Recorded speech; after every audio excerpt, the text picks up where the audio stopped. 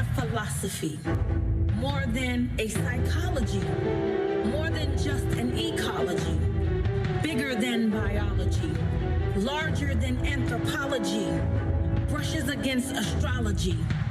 That's prophecology.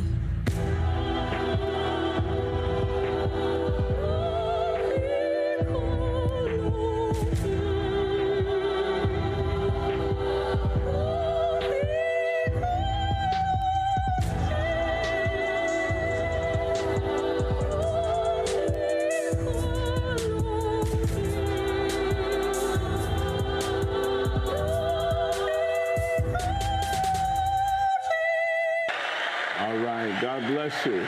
Today we have Dr. Arthur Davison, and he is a physician. Dr. Davis, tell us what kind of doctor you are. I'm an anesthesiologist, but I also do some anti-aging medicine, and I treat mental health issues, things like medication-resistant depression, bipolar disease, PTSD, alcohol, substance abuse, and chronic pain where no one else can help you. That's sort of a summary of my practice. All right, great. Now, we've been coming to you for years, and I mean, you've helped us with the anti-aging. How important is anti-aging for today? We can remember science can get you to 100 to 110 years in the next 20 to 30 years. However, you have to do your part now. And the cornerstone is diet and exercise and mental health. And those are all three things that can be attained today. Diet, exercise and mental health. Wow. Professor, what do you think about that? Diet, exercise, and mental health, Dr. Davison is saying. You know, I think that's very powerful, because once we combine those ingredients, if I could say that, I mean, it brings about wholeness. Because what is a mind without having the body? You know, the body may be healthy, but the mind might not. And the mind might be healthy, but the body might not. So you need those things to bring about wholeness. Wow. Mental health, diet and exercise. Mental health, diet, and exercise. So let's talk for a moment about the pandemic, because that's on a lot of people's mind. When this pandemic happened, COVID-19, I know I was in your office that morning when the news was just starting to come out, and you told us about the ginger, and we were doing the ginger and the cinnamon. And thank you. We introduced it to the church, and we introduced it to them, and people was going out getting roots of ginger and, you know, boiling in the pot.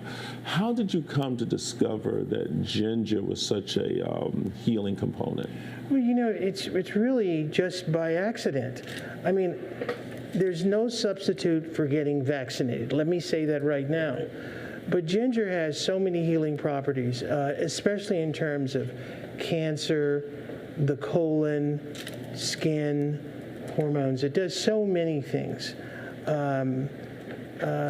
It's sort of something that's foundational. I believe in people doing juicing, apple, beets, carrots, ABCs, apple, beets, and apples, beets, carrots, and then ginger shots throughout the week. Oh, wait a minute, let me get that. Apple, ABCs. Honey, right there. ABCs. Your ABCs, your apple, beets, and carrots. Honey, you don't like beets, though. Yes, I do. You like beets now? Because remember, I was always anemic, and one of the things with beets, I would drink that, just get fresh beets and juice it, and I did that for years in my 20s, late 20s and 30s. Okay, I got it mixed up with okra. Okra, no, that's a no-no. So, okra is good for you, Elder Valina. I thought you said Oprah, sorry. Okra. Oh, family loves okra. Yeah. okay. My dad used to love it. Okay, well, the doctors are prescribing for you okra today. No, it's apple, beets, and carrots, and ABCs. ginger. ABCs. So apple, beets, carrots, and ginger. Ginger, that you want to do the little ginger in there, but you want to do the ginger shots.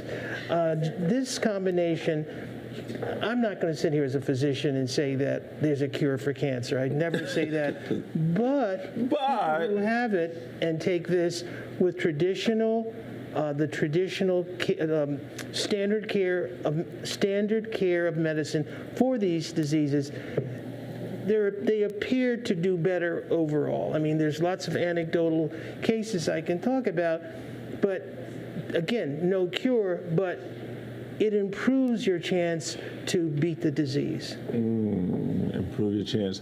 So if people took on ginger shots every day, took on putting apple beets and carrots along with going through this pandemic, this can help Oh my God, probably yes. Build the immune build up the immune system. Absolutely. How important is our immune system in this kind of pandemic?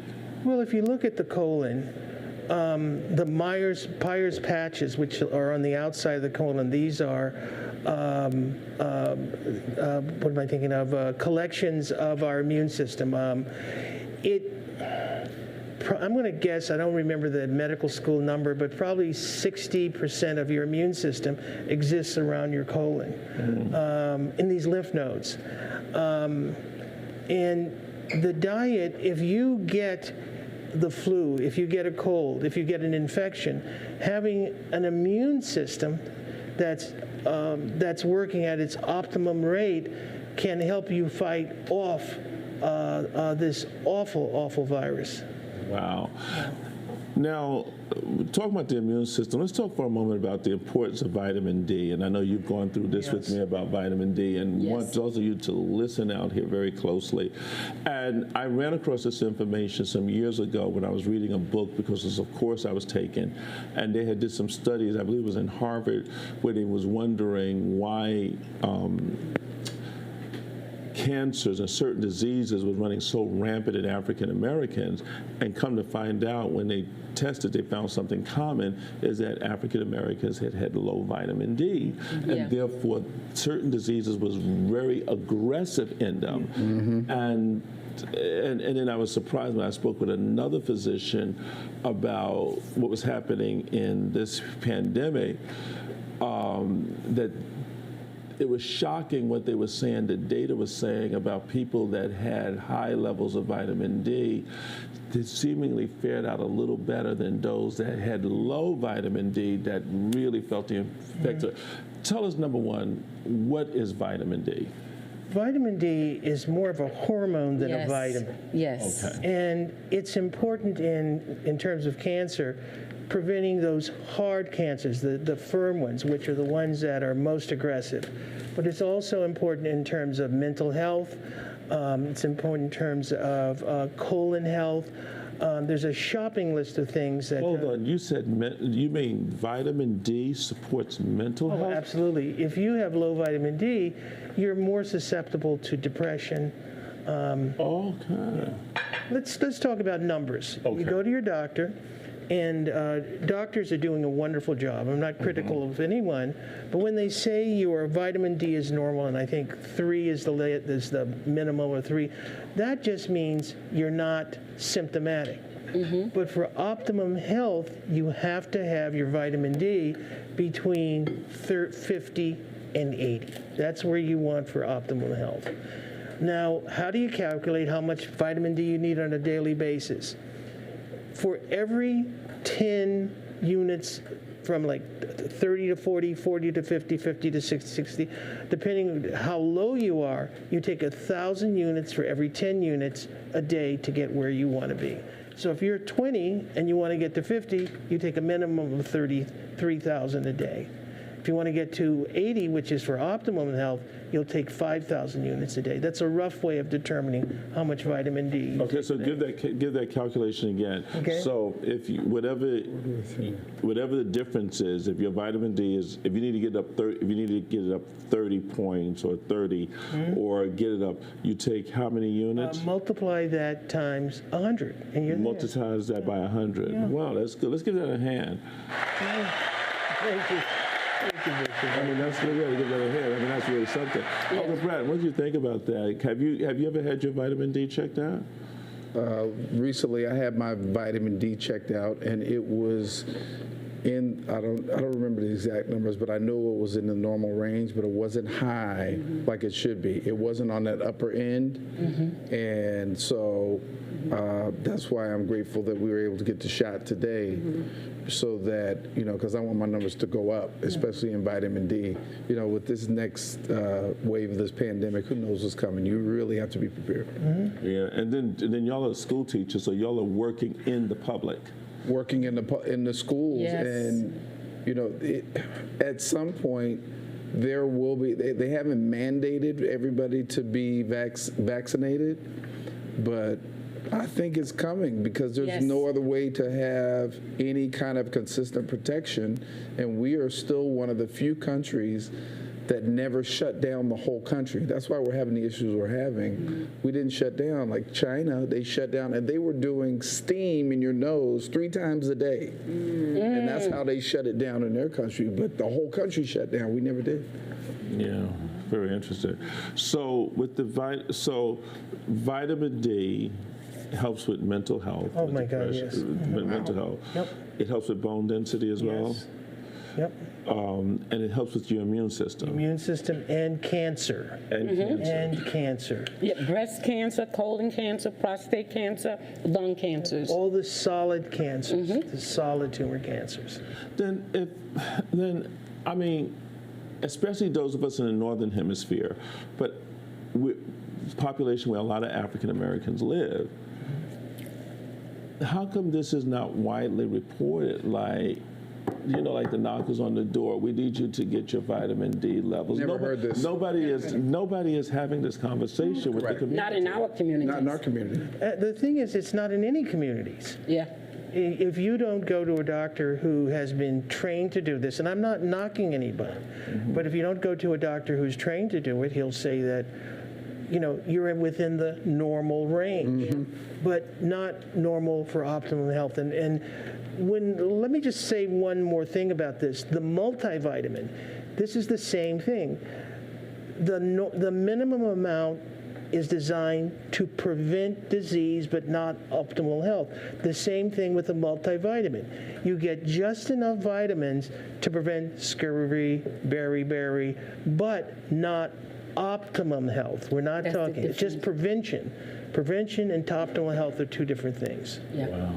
That's good. Okay, so we've gotten through this first wave of COVID. The vaccine has happened now. about 13 months later. No, more than 13. We've been in a year and 4 months or so. Yeah. Because you were with us in March of 2020, and thank God the whole congregation made it over to the other side of this. But this don't seem to be going away. Well, the problem is that when we had the opportunity, viruses mutate. True. They're going to mutate, and that's what happened. When we had a large group of people who, as it's their right not to take the vaccine, it is their right. This is America. We can't force them to. They are now susceptible to this mutation. And the mutation is 3 times as virulent, and it attacks you, and the symptoms come on a lot faster. And as you were saying earlier, Bishop, it's affecting younger people now. Yes, it is. And now we're starting to get that rise again in this group of unvaccinated patients. And it's not, you have a right not to take it, but when you don't take it and you get the disease, now the healthcare workers, they have to take care of you. Now they're going to take care of you, but you know better. And this is the first disease where healthcare workers are dying. Wow. Doing their job. Now, this also, even if you're vaccinated, you can get it, but you won't be hospitalized and you won't die from it. This is the beauty of being vaccinated. Since you've been, and we're not going to ask you how old you are because you're not going to tell us anyway. Absolutely not. He's not going to tell us. Who was president? But is it? Sorry. No. Because your father was a doctor as well. And I know your father helped out with my brother's case, which we've gotten some good news about that as really? well. Yes. 20 years now. After 20-something years, they got some good news, and they're talking about wanting to settle. Wow. Yeah. Very good. So that's good. we had to go back to your father's work. We had to get your father's scribble. We had to get the Right. his father was. How many generations of doctors have there been in? Well, my father and his brothers. One of his was a doctor. One is a dentist. No, two were dentists. One was a doctor. And in those days, my aunt, so she's the smartest of all of them, a woman couldn't go to medical school. Right. So she she's a professor at Columbia, and they have a small medical clinic named after her.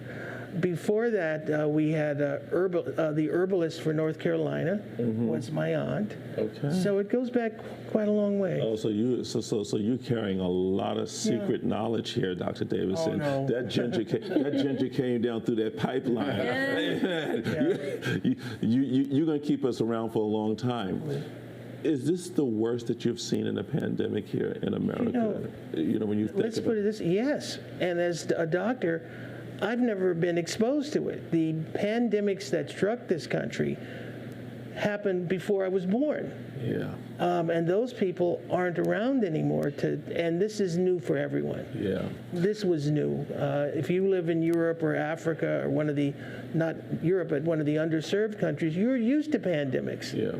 But here, I don't think that we actually thought it could happen to us. And I think that's what's happened with us as Americans is that, we're Americans, this can't happen to us. That that happened to people like over there that don't have, that's not civilized, or people that don't have clean drinking water. And I think that this is like a real wake-up call to us as Americans. It's like, I was looking at, someone sent me something this morning of, and this is coming out of the faith-based community, where people are pretty much, mocking the virus and calling it a lack of faith to get vaccinated and all that kind of stuff. And then they, unfortunately, they had a death in the community. Oh, I'm so sorry. And, it's like a real wake-up call. Like, we have not brushed against death like other nations have. No. And, think about it, there has not been a war on this shore since the Civil War. There hasn't been, rampant disease, starvation here. I mean, we have not seen that here. And I think with this here, I think we are slowly getting the message that there might be something seriously going on here. But when I talked to one funeral director, he said they had the bodies in the funeral home stacked right next to each other. Oh my God, They had yes. no room for them. Yes. The morgues, there was no room in the morgues. They were keeping them in refrigerated trucks outside. And we never heard those kind of stories before until now. And then the media kind of shield us from actually seeing those type of things. But here in New York, it was there. We could walk by Mount Sinai. We could walk by the hospitals. We could go to the hospitals in Queens and see the refrigerator trucks, see the people piled up in there. You go to the hospital, all the cases were canceled. Routine surgery was canceled. It was. It never has this happened before in this country. It was the first. And people are polarized. They're making medicine and science something other than science. It could be a political issue. You're right, I'm wrong. And it's not about this. This is things that are based on science, both white, black, Asian, Jewish, Republicans, Democrats recognized this is a disease. It has it affects the rich, the poor equally. Yes. The black, white, everybody gets it equally. But someone didn't get the message. It's some plot. It's not a plot. It's real. Oh, it's from China. Who cares where it started? It's here now. It's here, right, and it's affecting. Let's not get involved with pointing fingers. Right. Are you hearing from patients about different new strands that are coming up now, or people that are getting? Well, I don't see it, but healthcare workers in the hospitals are seeing it now. And in those unvaccinated areas of the country, the doctors are getting upset now. They're saying, look, we've got to do something because we're out of beds. Everywhere else is going away, and it's coming out. They're not equipped to handle these type of diseases. If someone really sick comes, they have an ICU, but they transfer you to a central medical center. True. Well, those centers are being filled up now, and now we have doctors and nurses or caregivers, people who work who aren't vaccinated and are being exposed to this. This secondary wave it's very serious. Yes. All right. Well, listen, we're talking to Dr. Davidson. Now, today you have treated us here with, tell us a little bit about what is the Myers cocktail. Myers cocktail was, Dr. Myers, was in the early 20s and 30s, came up with a combination of vitamins and minerals that could treat a host of medical issues at one time. It's a wonderful platform for adding other things where you can get your vitamin B, C, magnesium, high doses of vitamin C, dexpanthenol, which is good for the hair and the skin. Oh, wow, is there hope? But by taking it in, it gives by giving it intravenously, it goes right to the target organs. When you take something orally, you get the second pass effect. It first is metabolized to the liver and then goes out to the bloodstream. That's the beauty of it. We can add alpha lipoic acid, which is amazing. Yes. For regrowing liver tissue, a lot of documentation, fighting cancer, causing tissue to grow. I can't say enough about alpha lipoic acid. No, is that And you can take that also Intravenously, exactly. Now, that is what you was talking to me about? Yes, Alpha? yes. I had mentioned to you that you may want to consider incorporating that as well as taking the Myers cocktail because of all the benefits that it has. And it works intercellular. It goes directly to the cells, to the organs that it need. And it's also considered anti-aging. Oh my God, yes. Absolutely. Is she one of your students? No, I'm her student. Fantastic. Go way, way back. So is this something that we should incorporate as part of our? Oh yes, vitamin drips are essential because of the American diet. Our colons, we really don't know what's being absorbed and not absorbed. Wow. And by getting it intravenously, you know it's going to go to the target organs, to the cells themselves. Yeah. Well, listen, I mean, I get my Myers cocktail once a month. So people, if they want to get a Myers cocktail from you that are local here, you're in New York City. You're in New York City. How can they make contact with you? Please just call me. Call you. I'm old-fashioned doctor. I answer my own phone. And you still make house calls. Yeah. I know you made a house call today. Yes. Let's give that a hand. A doctor that still makes house calls. Love that. I'll tell you a story. My dad, I made house calls until I was 13. And to show you how things have changed, a house call then, including the house call, an antibiotic, or, there were only 20 medicines then, was $5. And Wow. Things have changed a lot. Yeah, they sure have. Yeah. They're not $5 now. No. But when you look at it, Dr. Davidson, I mean, you've been a real great asset to the thank you. community here. Yes. And it's helping people too. What would you say about people, because that says like diabetes, when this first came out, they told those of you that's on HIV medication, make sure you stay on your medication. Then they told us that if you had diabetes, this could be areas of risk. What would you say to people that may be listening to us right now that may be having some of these type of compromised type of systems. The issue is that the medication you're taking, let's take type 2 diabetes, high blood pressure, they are only symptomatic relief. You don't urinate at night all the time. You don't have headaches. You don't have blurred visions. You can go to work, but the damage continues. The damage continues.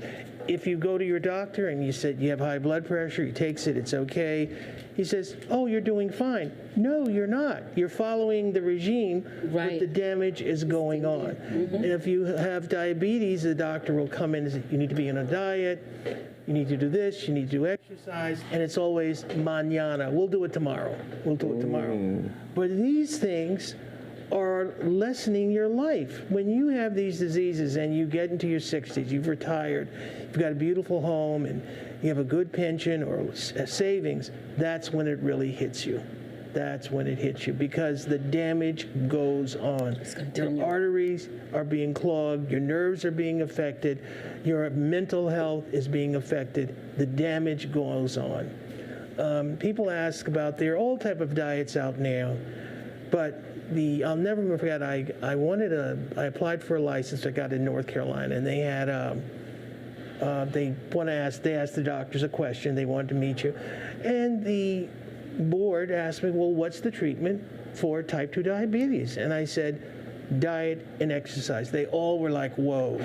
They were blown away, because that is the answer, diet and exercise. Diet and exercise. Diet and exercise are fundamental to being a healthy, productive human being. When you have a great diet and exercise, you're able to work at a higher level of efficiency for a longer period of time. That's where it comes in. Well, the first time I've heard, when I was coming to you, I was getting blood work done. I was 248 pounds when I came to Dr. Davison, and I got off the scale. I said, there's got to be a mistake, so I took my ring and watch off and got back on it. You remember that? Elder Melina, why you don't be laughing? I said, there's something wrong with the scale. I said, it's in the watch. I took my the belt. And then I said, this can't be. I took the belt off, and I think at one point I said, let me take my pants off too. Oh, God. You know, and the scale moved maybe about 2 ounces. But the thing about it is that I looked at that, and that's when I said, okay, I'm going to have to get this weight off. And you know, Dr. Davison said some real harsh things to me. He says, listen, he says, if you do not get this under control, and I was 50 years old, and this is like 12 years ago. He said, if you don't get this under control, you're not going to be around here long. He said, you're going to have stroke, you're going to have heart disease, you're going to have diabetes. And then I think at that time, my numbers was coming in as pre-diabetic. I'd never forget, I was seeing numbers like 100, 110. And my medical doctor would say, oh, you're okay. Wow. And Dr. Davis said no, this is not good. You're on your way. And we worked on it, and I'm gonna tell you, it was work. It was work getting those numbers down. It was work getting the weight down, but it was also work in getting that blood. I never forget. That's how I learned about the A1C. Hemoglobin A1C, right? Yeah, I mean that number really tells all. And that number was always like it was over like it was hit at one point like 6.1. You know, those type of numbers that you don't want your A1C at. And I didn't. But going to a regular doctor that says, oh, you're okay. You're doing good for your age. Right. But this is what to be expected. The anti-aging work that Dr. Davison was doing, he was saying, this is not good, not for where you're headed. And so I had to work on getting the A1C down, and so that I get all of those out of those zones. What would you say to people about the importance of looking at your numbers? Well, let's take your hemoglobin A1C, and what does that mean? The hemoglobin A1C is, if you get your blood sugar today, it might be normal or it might be high. Oh, it's normal today, or it's a little high today. A1C looks at your blood sugar over 3 months. This is what's been happening on the average every 3 months. That's why it's such value.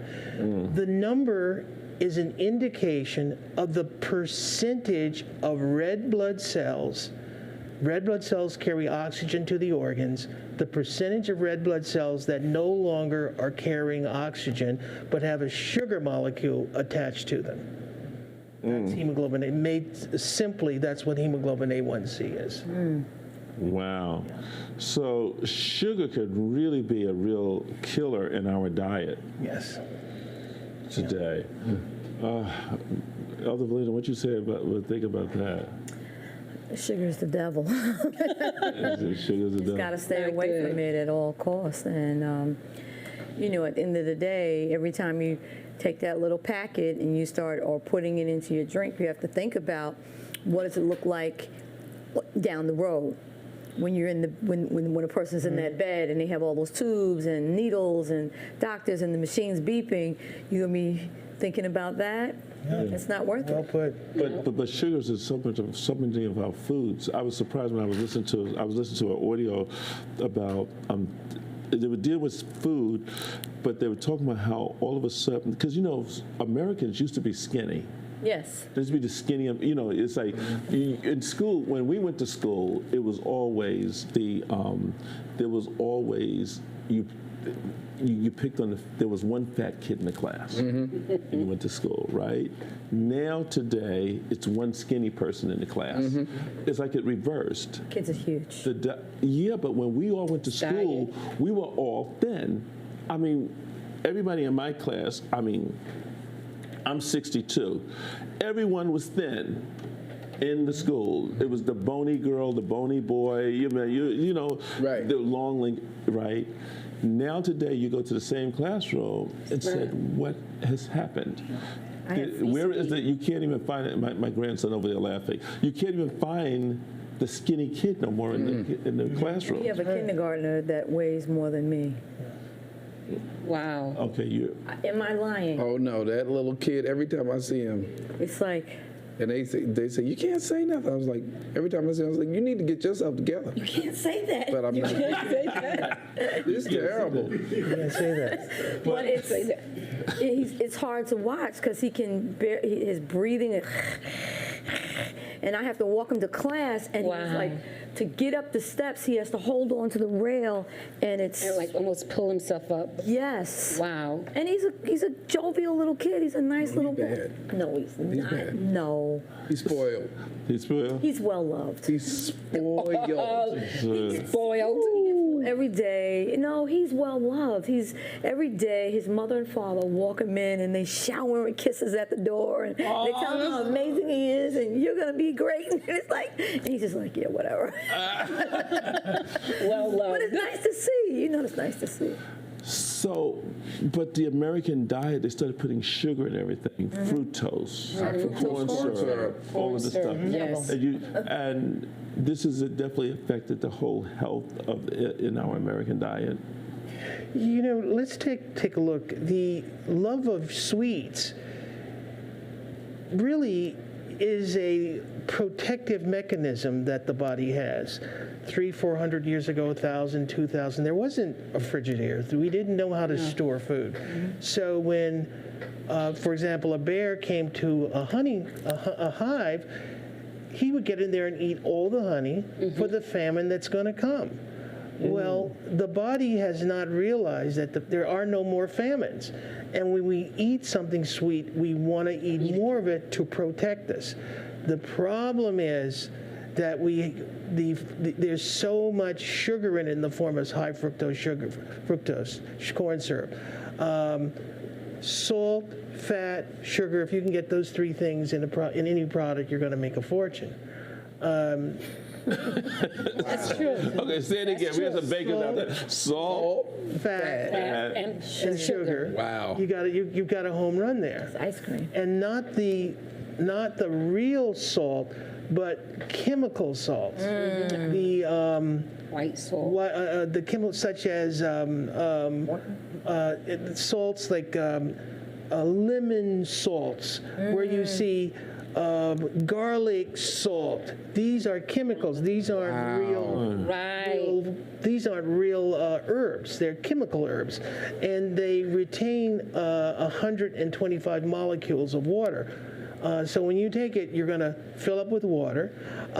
We're on this low salt kick. Oh, if we don't get salt, we're going to be. No, it's not the salt. The salt's not doing it. The body will get rid of it. It's these chemical salts. Chemical salts. Regular salts aren't going to hurt you. I see so many people. We need salt in order for electrical activity in our body. If you get too much of the real salt, the kidneys will take care of it. If you're exercising the way you should be, you're going to need the salt. Yeah. And you don't need a lot of it, but you need it for taste. But low salt just doesn't work because you feel that you're going to have good cardiovascular disease if you don't just take it. No, you're not going to have it. It doesn't work. It doesn't work like that. It does not work that way.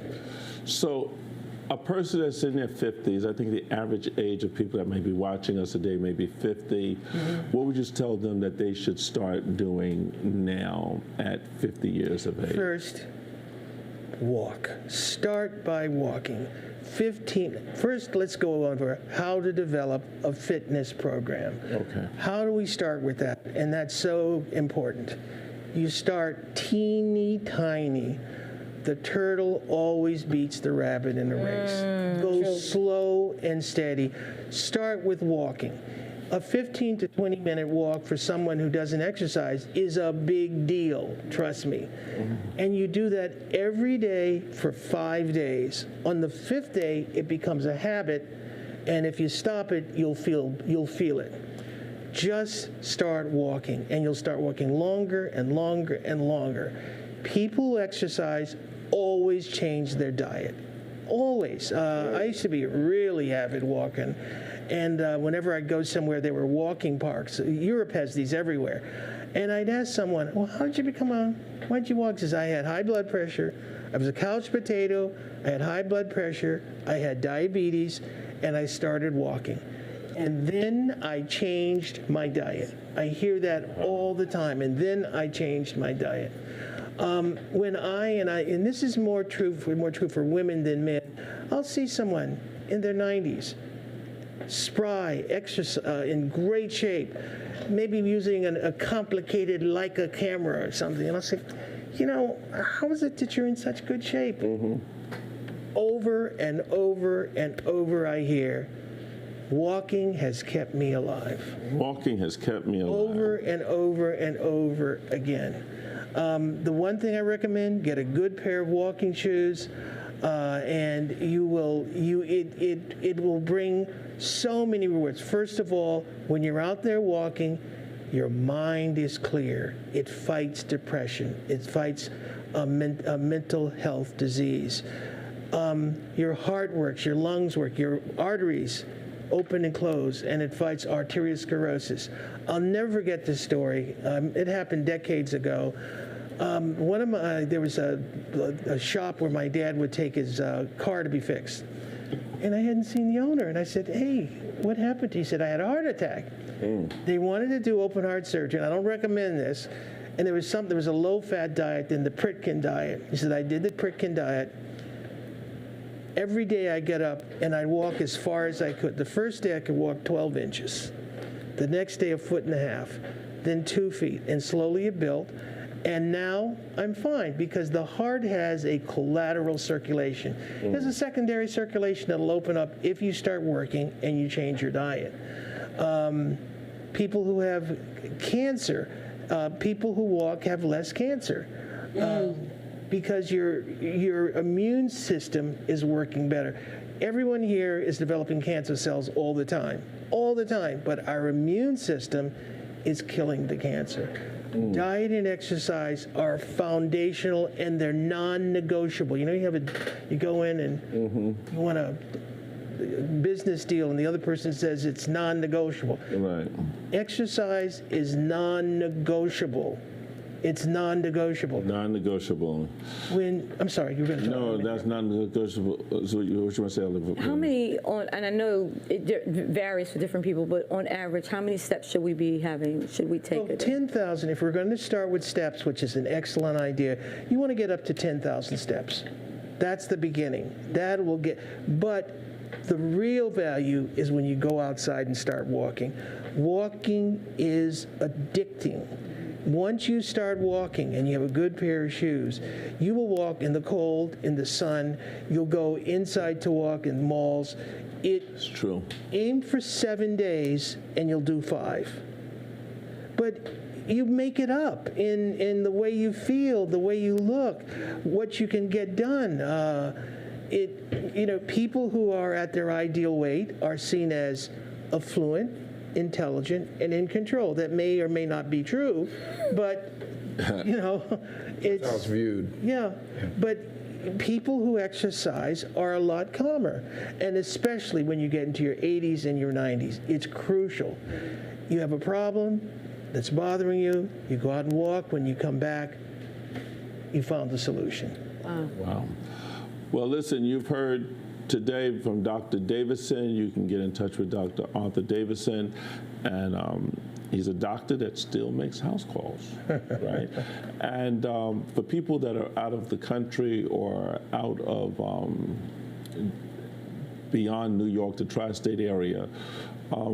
Greetings, I'm Dr. Alicia Lola Jones, and you are watching The Power of Prophecy.